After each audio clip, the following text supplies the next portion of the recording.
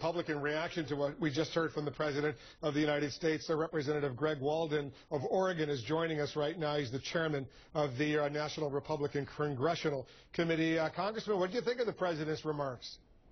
Well, I thought it's very intriguing in that his budget really lays out kind of a shocking attack on seniors, if you will.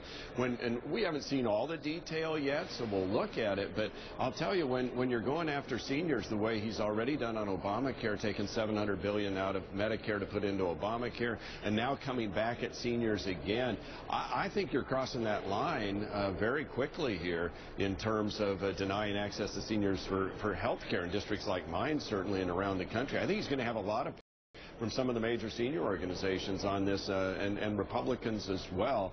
And this is a budget that doesn't balance. At the end of the day, you can have all the flowery rhetoric, but I'm a numbers guy, and this doesn't add up. It does not balance. And we passed the Ryan budget. It does balance in 10 years. It will put us on a path to grow the economy and jobs. And again, it gets us to where we have a balanced budget. This is 65 days late, and it doesn't add up. Well, let's talk about these proposed changes that the President is putting forward when it comes to Social Security and Medicare, the shocking proposals that you say the President is putting forward that could affect seniors. What's so shocking about changing that CPI, that Consumer Price Index, the way that you would determine how much inflation would go ahead with increases for Social Security recipients, for example? Well, once again, you're trying to balance this budget on the backs of seniors, and I just think it's not the right way to go. And I think doesn't Paul Ryan's budget have major changes as far as Social Security and Medicare are concerned as well? Look, it doesn't do, yes, but it doesn't do that. And so I just think there's some, you know, it's all about when you get to the specifics. And what does that really mean down on the ground? You know, the President just said that his proposals will reduce the cost of health care.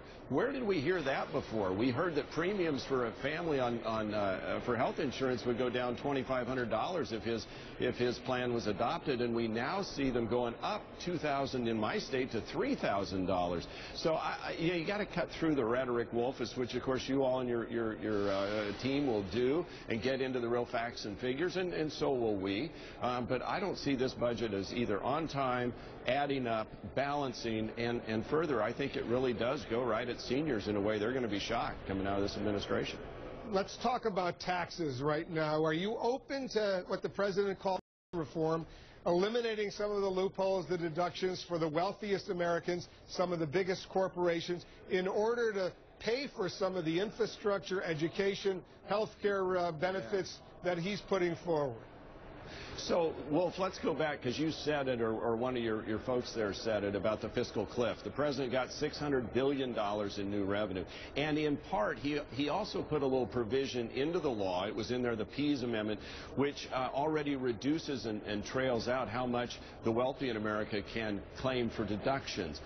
Tax reform is where you would have the debate about how you can close these loopholes and reduce the rates so we have a competitive code and create jobs in America. What he's proposing, at least at this point, and again, we've got to get into the details, sounds a lot like the old style of we're going to raise taxes by dividing the country, and then we're going to go spend the money on new programs and existing programs and never get around to real tax reform, which is what we need to be competitive in the world to grow private sector jobs in the world. The notion that the federal government is somehow going to be the great creator of jobs in America, I think, is a misnomer, because if we're spending $800 billion more than we take in this year, in the last few years $1 trillion plus more than we take in, we ought to have a robust economy right now. The federal government isn't what's going to do this. It's the private sector. We've got to get out there where the folks on the street aren't having to work 2 or 3 jobs in order to make ends meet, and now seeing their health insurance costs spike. So I think there's a lot of problem with what he's proposing. What do you think of that so-called Buffett rule, that individuals making more than $1 million a year are required to pay at least 30% income tax? Well, again, he had the opportunity to put that into law before. He had the opportunity to do that in the fiscal cliff discussions, and I just don't see that catching traction here. It didn't catch traction in the Senate, I don't believe, and so I'm not sure that that's even a starter. You would vote against that so-called Buffett rule? Yeah, Again, look, what we've got to do is get back to have a meaningful discussion about overall tax reform, not just, split one group of Americans against another to the benefit of the growth of the federal government and its deficit. This does not put us on a path toward reducing America's deficit in a meaningful way, and we need to have those serious discussions. It's called the Buffett rule because Warren Buffett himself came up with this notion. Warren Buffett, one of the richest people in the world, saying, if he pays 15% of his income, which is a lot to the federal government, 15%, that is a lot less, and that's legal from his investments and his earned income or whatever. That's if his secretary is paying 28 or 30%. He says there's something not fair that his secretary is paying 30% of her income in federal taxes, and he's paying 15%. There's a big difference between putting your money at risk in terms of investment strategies, because you can lose that money, as people painfully know from the losses they suffered in the stock market, versus a paycheck every month that's guaranteed. Those have always been treated differently because there's a higher risk at putting your money at risk in an investment strategy that could go bad. And remember, you're limited on how much you can deduct when it does go bad. So, these are apples and orange comparisons, except when it gets spun out there at 30,000 feet in the political world. But they're meaningful differences in the tax code because we want to incent people to take their wealth, and he has giant wealth, and invest it in the private sector to grow companies and jobs, but you could lose that as well. He's had good years and he's had bad years. His secretary probably has been paid each month, and that's a good thing. He should pay her more. I'm all for that. But you do that because you have companies that are successful and they make money going forward, not because you're suddenly giving the federal government more of your money. And I think that's the confusion here.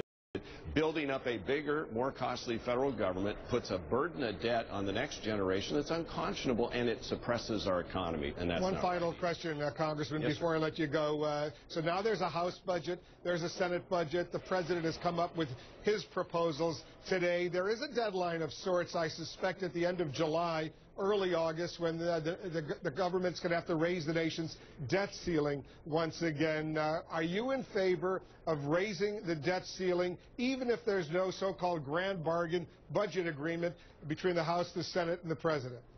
I would hope we wouldn't get to where that's the only choice on the table. I've supported increasing the debt ceiling when there's been offsetting reductions in spending, because I think at some point here, and we've reached that point, you can't keep borrowing 42 cents of every dollar, sending the next generation the bill. And so we've dealt with the debt ceiling. We'll deal with it again, but it's going to be in the context of overall more broad discussions about how we achieve savings going forward. I think that will be a sort of deadline looking forward. Let's hope everybody can come up with some sort of acceptable compromise. Exactly. It would be bad news for U.S. creditworthiness around the world, bad news for American workers, bad news for exports, bad news for the U.S. economy if we once again had to go through that drama of having to see if the nation's debt ceiling is going to be increased. I couldn't agree more with you, Wolf, and that's certainly not what we're proposing as Republicans. And in fact, we already extended the debt ceiling a couple of times here. But we've also said it's not a good thing for the country and our jobs and our exports and our economy when you got the printing press on jet fuel at the Federal Reserve kicking out $85 billion a month in phony money, in effect, and ballooning our debt out at over $1 trillion a year. That's not good either. So somewhere in here, there's common ground to solve this problem. Let's hope that common ground could be found.